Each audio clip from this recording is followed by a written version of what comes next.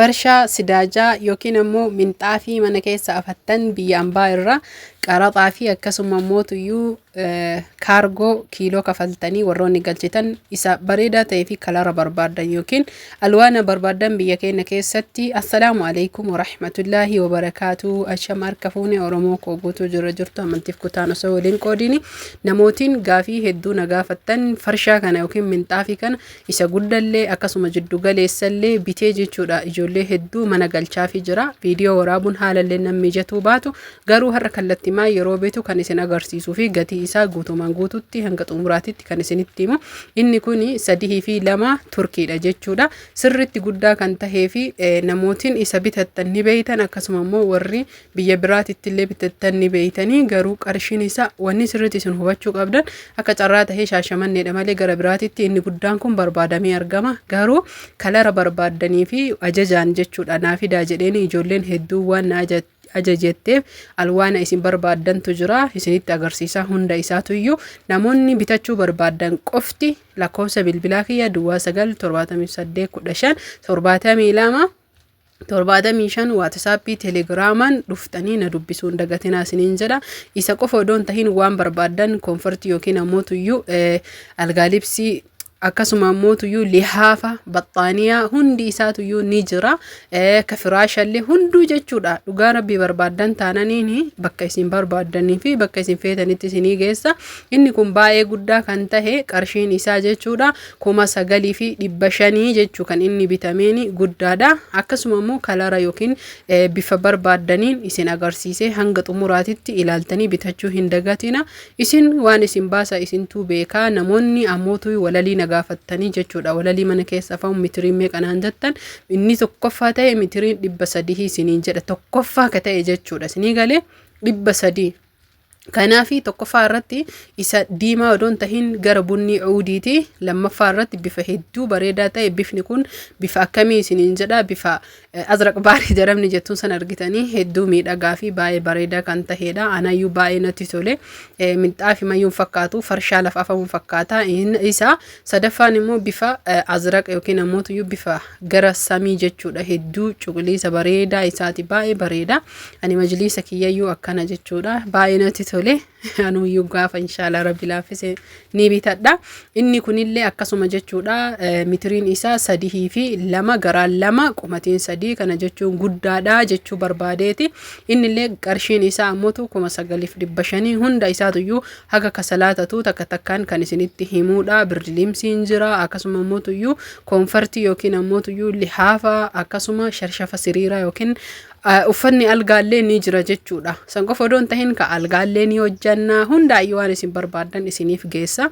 Oromoo kiyya guutuu hundi wanni biyya hin jirre hin jiru keessattuu jechuudha. Dhugaa rabbi dubbachuuf magaalaa tana wannummaan hin jirre hin jiru kallattii sagaliin jechuudha. Karaan daldalaa ka ittiin seenu waan ta'eef meeshaalee adda addaatu gala. Mujalee irraa ka galu jira. Dhugaa rabbi dubbachuuf baay'eetu jira. Akkasuma immoo kalarri kunillee mee kalara xumurraa laallee wajjin jechuudha. Isa gugurdaa ta'e kunis ni jira. Amma ammotuyyuu inni kun diimaadha. Karee fi jalqabaa sun uudiidha. Hundi isaa beeka qumatiin isaa guddinni isaa dheerinni isaa tokko. Namootiin hedduun viidiyoo waraabii jettanii yeroo bituu yoo ta'e malee yookiin yeroo san bilbila qabaadhee yaadadhee hin fuudhu.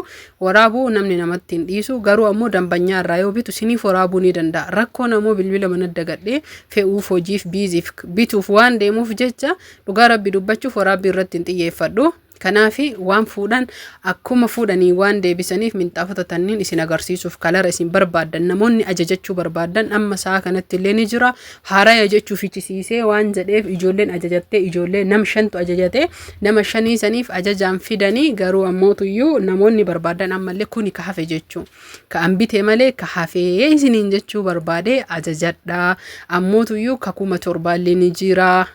Akkasuma ammootuyyuu ka 5,500 ni jira garuu sun xiqqaadha. Ani akka kiyyatti natti hin tolle waan gugurdaa kana jechuun namni guddaa kana arge xiqqaa san hin filatu. Inni kun ammoo ka 7,000 diiguu hin barbaanne bakka alatti jechuudha. Ka 1700 kanallee mucattiin takka haadha ofiitiif bittee jirti firaasha uumama wajjin isin agarsiisuu ni danda'a. Inni kun kana jechuudha bifa magariisaa fi akkasuma immoo bifa diimaa of keessaa qaba, cuquliisa of keessaa qaba. Hedduu miidhagaa fi bareedaa kan ta'edha. Mitiriin isaa san hin gahu isiniin jedha 4,2. Inni kun kasalaataati. Namoonni bitachuu barbaadan qarshii 7 jira, 8 jira, karakasaallee ni jira. Inni kunniin Turkiidha jechuudha. Kam akka biyya Arabaa jiru sanii Turkiidha. Baay'ee miidhagaadha. Kalara barbaadanii fi bifa barbaadanii hundi keessanuu ajajachuu ni dandeettani. Inni kun ammootu akka ispoonjiitii baay'ee furdaadha. Namatti tola. Manguddoofiillee yookiin haawwalee ta'ennaafillee mijataadha jechuudha. Baay'ee bakka akkamii isinii himuu danda'a. Wanni ani viidiyoo kana waraabullee fedhee odoon tahini ijoolleen hedduun jechuun warri alarraa bittanii galchitan alan jiru seetanii asin jiru seetanii mee ufumaa keessanii herreega godha. Birrii 708 jechuun riyaala achii meeqa ufumaa keessanii dinhaara meeqa dhooytanii haala saniin kiiloon isinirraa hafaa, qaran isinirraa hafaa, ka poolisaa jedhanii achitti waraqaa ittiin baastan isinirraa hafaa, gatii ittiin bittan qofaan bittanii waan argachuu dandeettaniif namallee sapiraayis godhu yoo barbaadan, biyyas galuu yoo barbaadan kun akkanatti kalara feetaniin jechuu kana qofa osoo hin ta'in ani kuniyyuu jechuu furdaan kun laafan baay'ee furdaadhaan ni laafa. Nama guddaafillee baay'ee ta'a. Hedduu kalara hedduutu jira jechuu. Na duubatti ka argitan sun ila bakka minxaafii kaawusaniin argitanii amma karaa diimaa daalacha israasiisan achiinillee hundi isaa kun kalara isaati, kalara furdaa saniiti. Kanaafi warroonni ajajachuu barbaadan kana qofa osoo hin tahin meeshaaleen biraallee ni jira, konfortiin ni jira, birlimsiin ni jira. San qofa osoo hin tahin meeshaa aadaallee ammayyaa hundaa jechuu waan isin barbaadan wanna sirriitti ifa isinii godhuu barbaadu mitiriin 4,2 kan isiniin jedhe isa kana kaan hin gahu jechuu 10,000 san hin gahu 9,500 san argitanii 10 himatanii 9,500 ka binneeni. Kanaafi inni kun ammootuyyuu 7,500 isan gahuu jechuu kun haala amma argitan kanaan. Kalarri ammoo kalara isin barbaadantu jira. Haarayatti nam 5 waan ajajateef jecha namni tokkichi 2 ka ajajatu jira, 3 ka ajajatu jira, 1 ka ajajatu jira. Walirratti waan akka ati feetetti fiduuf jechuu abbaan sun ajaja keetii waan ati ajajjeef darzana hedduu fide waan hin kasarreef irraa fudhadhuuf jecha naa fidanii kun wanni kana tasalaatallee tana tasalaata kalara barbaadan jechuu yoo filattan haaraya waan dhufeef isiniif bituu danda'a.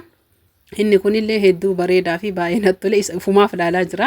Namaaf odoon ta'in namni nan ajajne akkaataan isaa akka minxaafitillee akka farshaatillee bakka jechuun yeroo qophii qabatan qophiifillee waan bareedu natti fakkaate dimlaayitii adda addaa wajjin isa ufumaa bituuf ilaalaa jira. Malee namaafi miti isiniin jedha. Hordoftoota fi kabajamtoota kiyyaa isin jaaladha, isin kabaja. Ilkaan tuna dhukkubaa saniif kan maamaa godhadhe ilkaan mana yaala dhaqee warri jettan mana yaala dhaqee yaalamutti jira. Birdilimsi illee asii birdilimsi 3 bitee jira. Birdilimsi 4,500 jira, ka 5,000 jira. Kana jechuun kiiloo 6tu jira, kiiloo 9tu jira, kiiloo 11tu jira. Kiiloo 10 illee ni jira na fakkaate. 10 hin binne gaafadhe. Konfortiileen akkasuma yookiin ammoo lihaafni isin argitan kunniin filattanii jechuudha. Qarshii haga humna keessaniitiin bitachuu ni dandeettanii. Namoonni barbaadan screenshot gara biraatillee bakka feetanii fiddanii yoo narra ergattan isiniif bitama. Ammoo subscribe godha warri haaraa taatan, warri ammoo maatii kiyya jaalatamuuf kabajamoo taatan laayikii mallattoo laayikii tuquun koomantii yaada keessan babbareedaa naa barreessuun fayyaan faayaa isin jaaladha. Horaa bulaa Oromoo koo guutuu nagahatta.